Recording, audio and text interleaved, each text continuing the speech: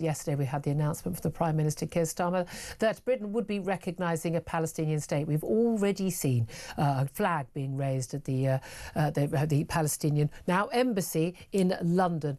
This has been seen as a reward, a victory by Hamas for the October the 7th massacre and the continued holding of hostages and waging war against Israel. We're told that's not the case by the Prime Minister, but maybe Hamas sees it differently, and certainly many others do.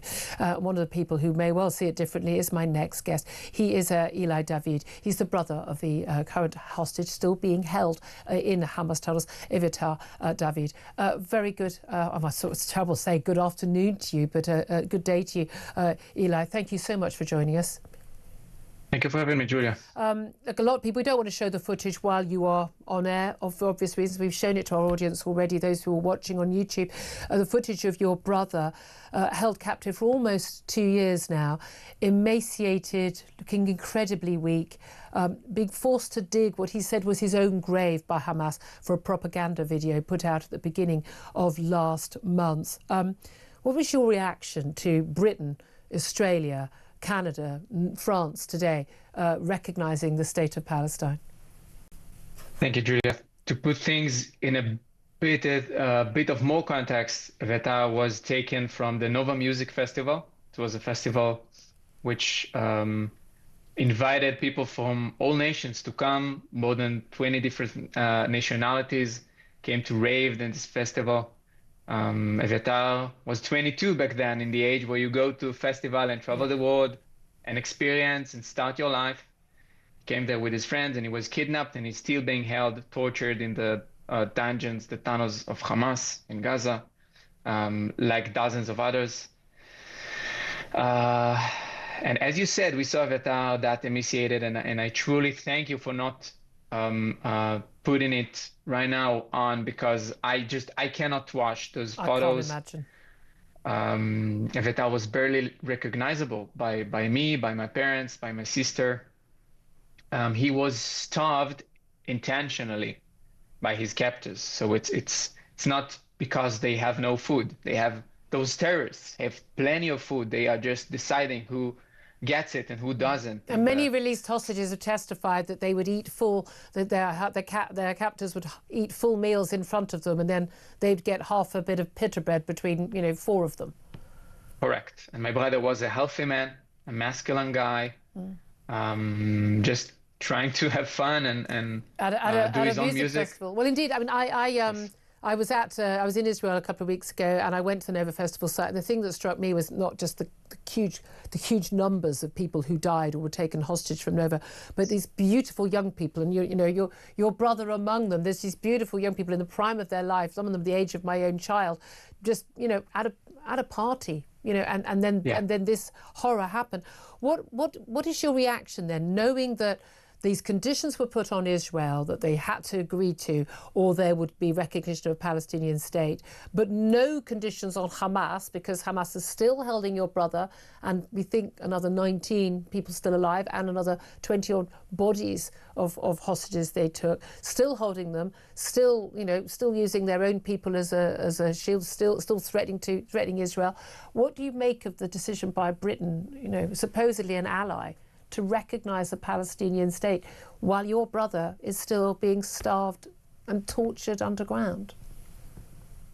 So as we can tell, Hamas is celebrating this decision. And if Hamas is celebrating that decision, probably it's bad for my brother, it's bad for the other hostages, it's bad for the Palestinians themselves. How cynical it is, how cruel it is. Their logic is just not like our Western logic. So they see this recognition as something good for them. It gives them the strength to be more stubborn at negotiations, and it makes the lives of the Gazans more miserable, and it makes my life more miserable, and they have more time to torture my kid brother, my 24 years old brother, in the dungeons of Gaza. Do you think this has emboldened Hamas? Because we know that, we've had Hamas leaders, not just in the last 24 hours, but even when this was first mooted a couple of months ago, that this would happen with these conditions on Israel, that we had Hamas leadership, celebrating, saying, this is a victory, this is a reward for, it justifies what we did on October the 7th.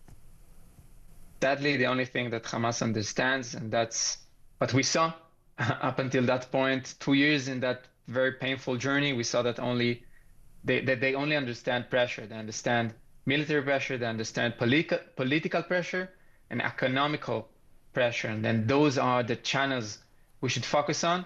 And in the short term, we have to make sure we do everything to get rid of this evil and get back our hostages and also make the future of the Gazans better.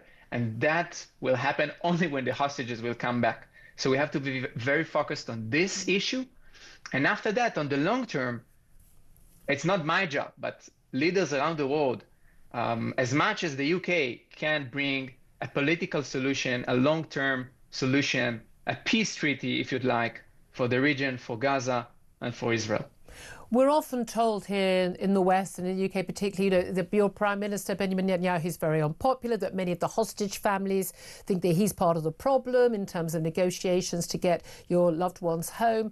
And there's lots of disagreement in Israel. But one of the things I found when I was in Israel was how huge the agreement was on the importance of getting the hostages home. You can't walk past a street corner without seeing yellow ribbons, bring them home, waitresses in the restaurants wearing those T-shirts, the names and the faces of the hostages, and particularly those remaining, like your younger brother, they are everywhere. They are staring at you everywhere you go. This is a whole nation sort of will to get your loved ones home, isn't it? The nation is behind you on this.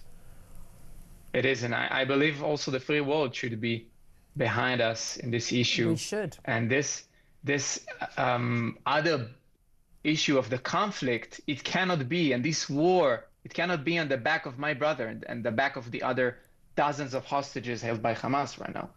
And it is I think, the most consensual thing right now in Israel. We have to bring back the hostages. What is your message to our Prime Minister Keir Starmer today? He's patting himself on the back. He's doing the right thing for peace. He thinks that, this is going to bring about, an end to all the many long-term difficulties and problems in the Middle East. What would you say to him today?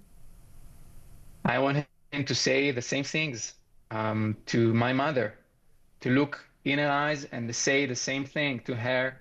I want him to look at my brother's picture from that grave he dug to himself, look in his eyes, and then in my mother's eyes, and tell her the same things. I want him to meet with us, to meet with me, and tell us the same things.